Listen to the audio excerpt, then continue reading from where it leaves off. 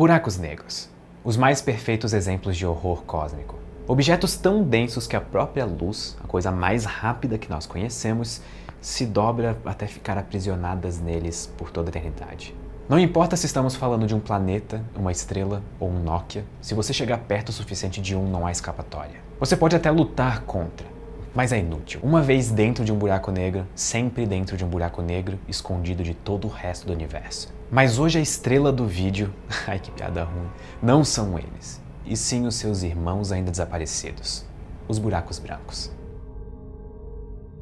A nossa história começa no século XX, quando um jovem desconhecido publicou um artigo que causou uma disrupção tão grande na física que até hoje é difícil de compreender totalmente o que a teoria significa. Esse jovem era nada mais nada menos do que Albert Einstein, e esse artigo introduzia a teoria da relatividade restrita. De uma maneira bastante resumida, a principal contribuição da relatividade restrita para esse vídeo é que a partir dela nós passamos a entender o tempo como algo relativo e que depende da sua velocidade. Quanto mais rápido você estiver se movendo, mais devagar o tempo passa para você em relação a alguém que está parado. E como se isso não fosse uma disrupção grande o suficiente, o buraco ficou ainda mais fundo em 1915, quando Einstein publicou a teoria da relatividade geral. Na relatividade geral, o universo não só era parte desse espaço-tempo, como o próprio espaço-tempo se curvava, e essa curvatura é o que nós sentimos e chamamos de gravidade. E isso foi um verdadeiro choque para as pessoas que até então tratavam a gravidade como as leis de Newton mandavam. A gravidade agora não era mais uma força, e sim uma consequência da distorção do espaço-tempo. Mas tinha um problema. Essa nova teoria tinha suas próprias equações, e em alguns casos faltavam soluções. Uma das dúvidas era entender como que objetos massivos esféricos, tipo um planeta, distorceriam esse tecido do espaço-tempo. Menos de um ano depois da relatividade geral ser publicada, um físico chamado Karl Schwarzschild encontrou essa solução. Na verdade, ele encontrou mais de uma. O problema é que uma dessas soluções especificamente desagradava não só ao próprio Schwarzschild, como também Einstein. Essa solução continha um ponto, uma singularidade. E a partir daqui você já deve até estar imaginando para onde eu vou. Eu vou falar que essa singularidade descreve um objeto que nem a luz escapa, que distorce o espaço ao extremo, que nem Einstein acreditava e que só foi detectada décadas depois. E eu sinto dizer para vocês, mas dessa vez vocês estão errados. Eu falei toda essa história para introduzir um objeto que tem a mesma história que os buracos negros, mas que foram de certa forma esquecidos com o tempo. Esses são os buracos brancos. É como se os buracos negros fossem os irmãos famosos que receberam toda a atenção da comunidade científica, enquanto os buracos brancos foram esquecidos. Eles inclusive podem ser considerados como se fossem irmãos quase gêmeos. Muitos físicos supõem que um buraco branco seria idêntico a um buraco negro. Ambos teriam massa, eles poderiam ter spin e até poderiam ter carga.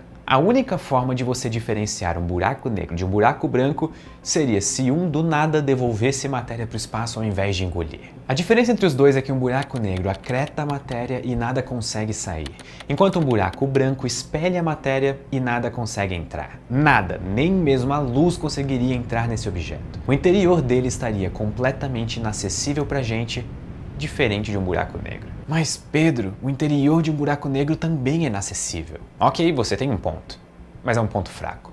Nada te impede de se jogar dentro de um buraco negro. Você conseguiria entrar nele sem problemas, ou pelo menos o que restou de você. O problema seria sair. Isso é impossível. Já o buraco branco é completamente inacessível. Nada conseguiria entrar nele, nem você, nem eu, nem a luz, absolutamente nada. A forma mais apropriada de se referir a um buraco branco, inclusive, que é a forma mais aceita na comunidade científica, é que um buraco branco seria um buraco negro revertido no tempo. Uou. Calma aí, como assim? Imagine que você filme um buraco negro engolindo matéria e depois você pega esse filme e inverta ele para parecer que o buraco negro está expelindo matéria. Pronto, você tem um buraco branco. Mas isso levanta uma pergunta bastante curiosa. Para um buraco branco expelir matéria, ele primeiro precisa ter matéria. Então, de onde que vem a matéria que está dentro de um buraco branco? Uma das ideias é que a matéria viria de um buraco negro em algum outro lugar do universo, o que transformaria isso tudo em uma espécie de buraco de minhoca. Um buraco negro seria a entrada e um buraco branco seria a saída. Se você pegar a métrica que descreve um buraco de minhoca, é possível chegar em um buraco branco dessa métrica. Ou seja, a matemática permitiria. De um lado você teria um buraco negro engolindo coisas que estão no universo, e do outro lado você teria um buraco branco expelindo essas mesmas coisas dentro do mesmo universo ou até, quem sabe, de um universo diferente. E essa ideia de que um buraco branco seria a saída de um buraco de minhoca até mesmo resolve o paradoxo da informação que eles mesmos criam. O paradoxo é basicamente o seguinte: a relatividade geral diz que o buraco negro engole informação e, por efeitos quânticos, o buraco negro evapora e não devolve essa informação para o meio. Já a mecânica quântica, do outro lado, diz que a informação tem que ser conservada de um jeito ou de outro. Ou seja, o buraco negro não pode simplesmente sumir sem devolver essa informação. Mas se um buraco negro pega essa informação e joga para o outro lado do universo, através de um buraco branco, a informação ainda é conservada, e tanto a relatividade geral quanto a mecânica quântica ficam satisfeitas. Outra ideia seria que os buracos brancos na verdade seriam os próprios buracos negros quando eles evaporassem e depois morressem logo depois de evaporarem. Essa é a ideia da gravidade quântica em loop, que é uma das ideias propostas para a unificação da mecânica quântica e relatividade traz. Para a gravidade quântica em loop, o espaço-tempo é quantizado.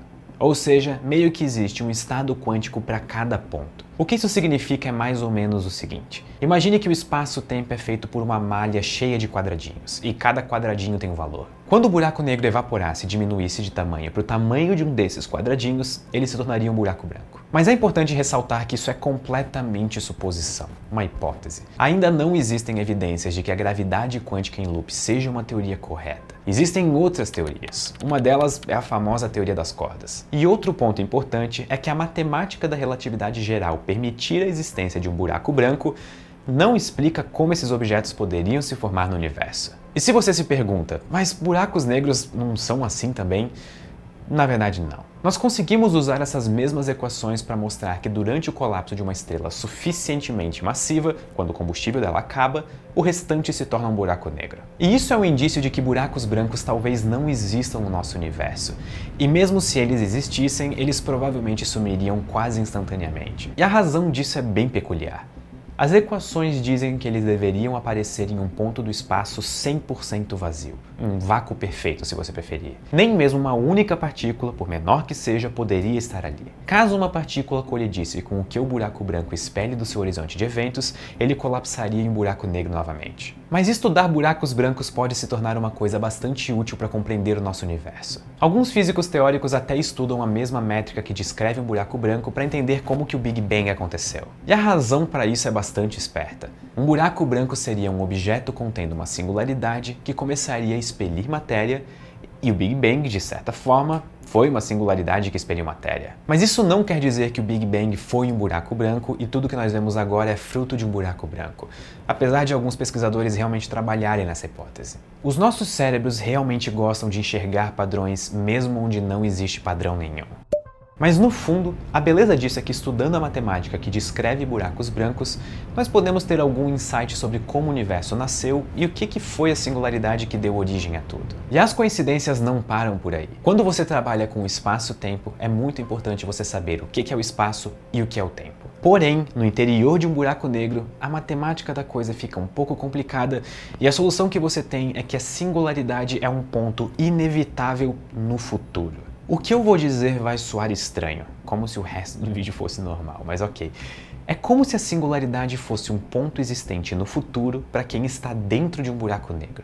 Você é incapaz de evitar esse ponto. Já o buraco branco possui a sua singularidade no passado, o que é ainda mais curioso quando nós lembramos que nada entra em buraco branco. Isso é uma região proibida, assim como é proibido voltar para o passado. E se você quiser mais loucura ainda, para a relatividade geral, se você considerar que um buraco negro e um buraco branco são conectados, a singularidade existiria tanto no futuro quanto no passado ao mesmo tempo e estariam conectadas. É quase uma viagem pelo tempo e pelo espaço se você parar para pensar. E existe uma singularidade que também está no passado, que é a que formou o Big Bang. É impossível de acessá-la, mas matematicamente ela está no passado. Então, até mesmo nesse ponto, os buracos brancos ajudariam a compreender a matemática que explica como tudo se formou e talvez até de onde tudo que nós conhecemos veio. Mas eu não posso terminar esse vídeo sem lembrar que não existe nenhuma evidência de que buracos brancos existam. Eles podem ser muito bem um resultado matemático que não existe na vida real.